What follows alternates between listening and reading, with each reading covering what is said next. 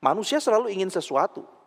Dia menginginkan sesuatu, dia menginginkan kemajuan, dia menginginkan keindahan, dia menginginkan kebaikan. Manusia selalu inginnya banyak, itu manusia. Tapi masalahnya adalah apa yang kita inginkan. Maka itu sebabnya Agustinus mengatakan ordo amoris, tata cintamu. Apa sih yang kau inginkan?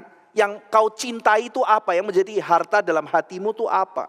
Kalau keinginan kita salah, keinginan kita akan menjauhkan kita dari Tuhan. Kalau keinginan kita benar, keinginan itu akan membawa kita makin mengenal Tuhan. Makin bertumbuh.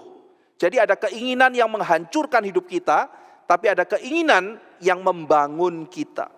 Ada keinginan yang membuat kita makin terikat dosa, terikat diri dan menjauh dari Tuhan. Tetapi ada keinginan yang baik. Jadi sekarang kita akan membahas keinginan yang salah yang pertama, keinginan yang diselewengkan yang pertama, yaitu lust of flesh. Keinginan daging. Epitimia tesarkos dalam bahasa aslinya.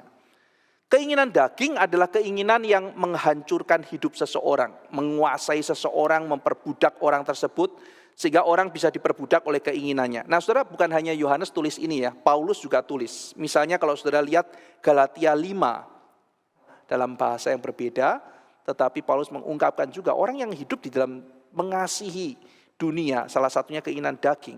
Kita nggak bisa melihat dia mengasihi Tuhan. Kalau hidupnya seperti itu bagaimana? Demikian juga kalau hidup kita terus dalam dosa, diikat perjinahan, diikat oleh berbagai nafsu, keserakaan dan sebagainya. Bagaimana kita bisa melihat, oh Tuhan, tuntunanmu dalam hidupku? Sensualitas, sensitivitas. Yang kedua saudara, keinginan mata, the lust of the eyes. Ini menginginkan dengan segera apa yang dilihat oleh mata. Jadi tadi, wah saya kepingin, tapi keinginan itu keinginan yang menjauhkan saya dari Tuhan. Nah ini keinginan mata, seperti Daud melihat Batsheba, lalu menginginkannya dengan segera. Apa yang dilihat oleh mata? Sesuatu yang indah, bukan? Beauty, attractiveness, glamour, dan sebagainya. Tuhan itu ketika mencipta, dia mengatakan ciptaannya baik. Nah termasuk di situ pasti ada estetikanya.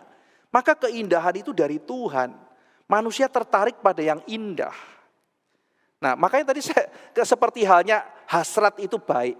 Kita melihat, mata kita melihat yang indah-indah, yang baik-baik. Itu juga tidak salah.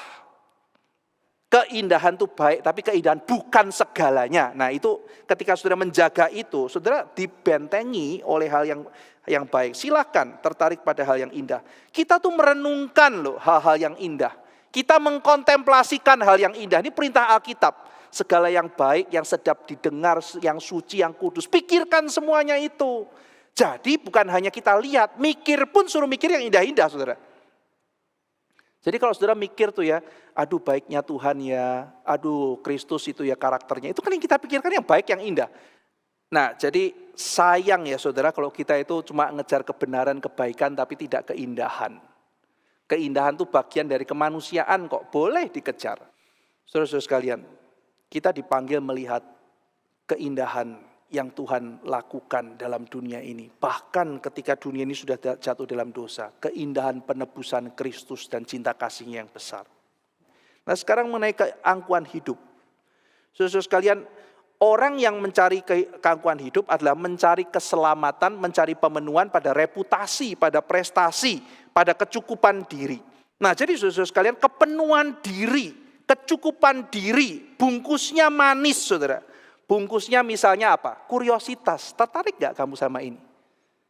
Kesetaraan, pengetahuan, mencari bijaksana. Akhirnya berujung pada self-glorifikasi. Saya akan langsung masuk kepada ayat terakhir, karena waktu.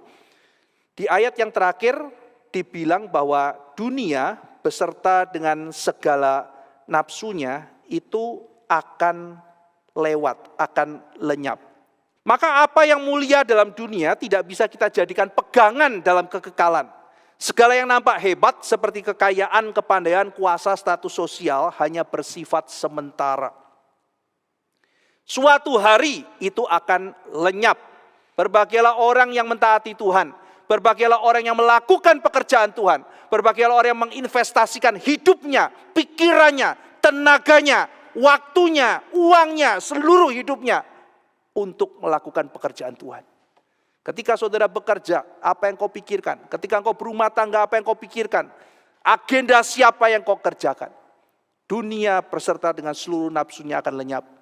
Tetapi mereka yang melakukan pekerjaan Allah akan tetap selamanya. Mari kita berdoa.